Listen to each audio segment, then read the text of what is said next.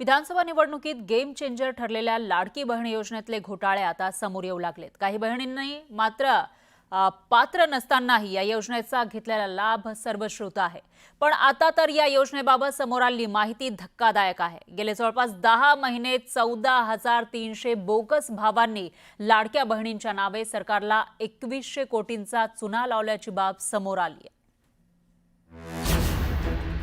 लाडक्या बहिणीत भावांची घुसखोरी।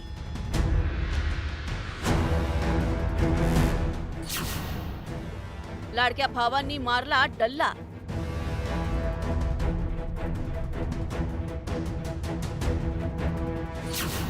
लाडक्या बहिणींचे 21 कोटी भावांच्या खिशात।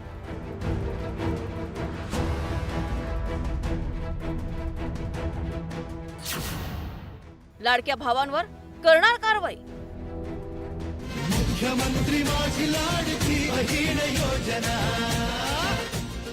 विधानसभा निवडणुकीच्या तोंडावर राज्य सरकारनं आणलेल्या मुख्यमंत्री माझी लाडकी बहीण योजनेला महिलांचा उदंड प्रतिसाद मिळाला।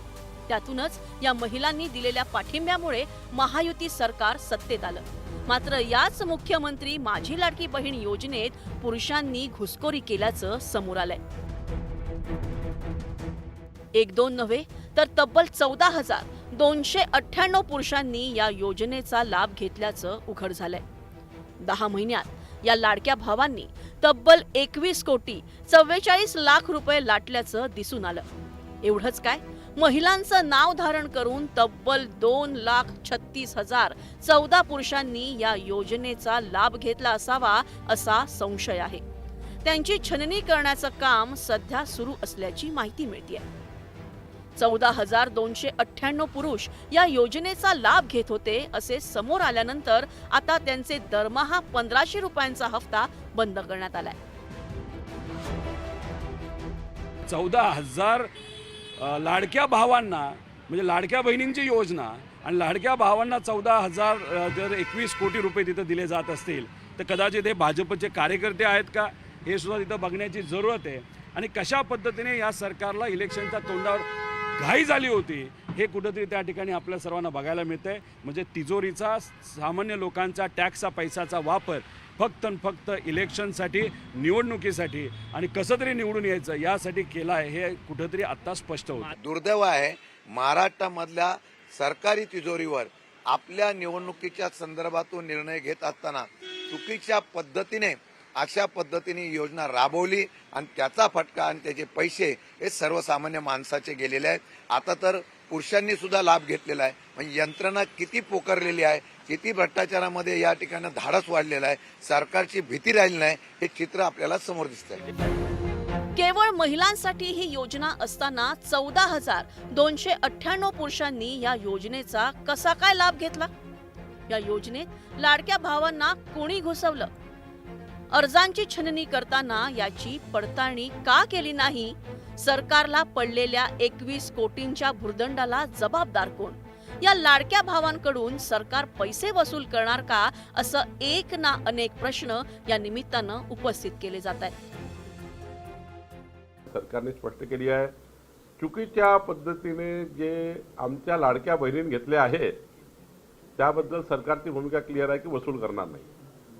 पण त्या महिलांच्या पैसे जर भावांनी घेतले असेल किंवा व्यक्तीने घेतले असेल पुरुष व्यक्तीने तर गुन्हा दाखल केला पाहिजे आणि पैसे वसूल केले पाहिजे। म्हणजे आमच्या बहिणीचे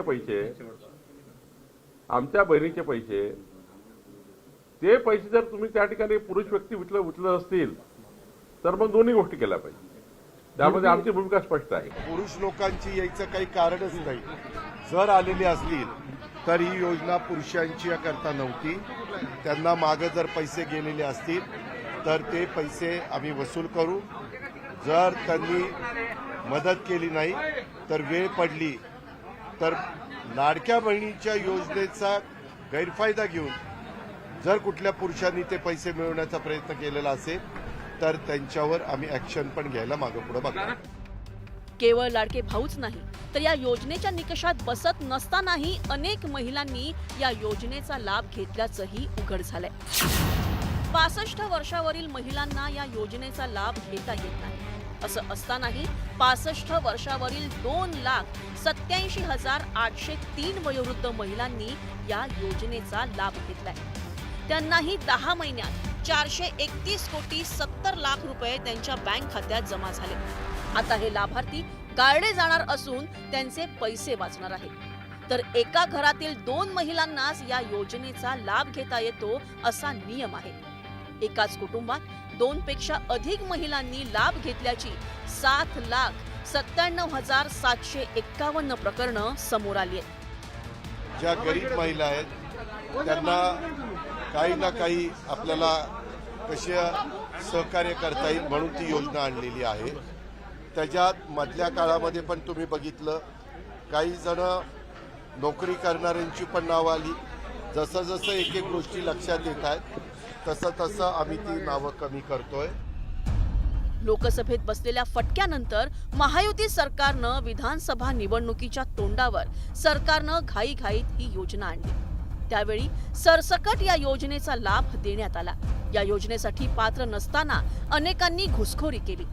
राज्यात महायुती सरकार पुन्हा सत्तेत आल्यानंतर आता या योजनेला निकषाची चाळणी लावली गेली आहे. यातून या योजनेतील घुसखोरांची प्रकरणं समोर येत आहेत. या सर्व पार्श्वभूमीवर या पडताळणीत आणखी किती जण बाद होत आहेत याकडे सगळ्यांचं लक्ष लागलंय. Bureau report, news 18 Lokmat.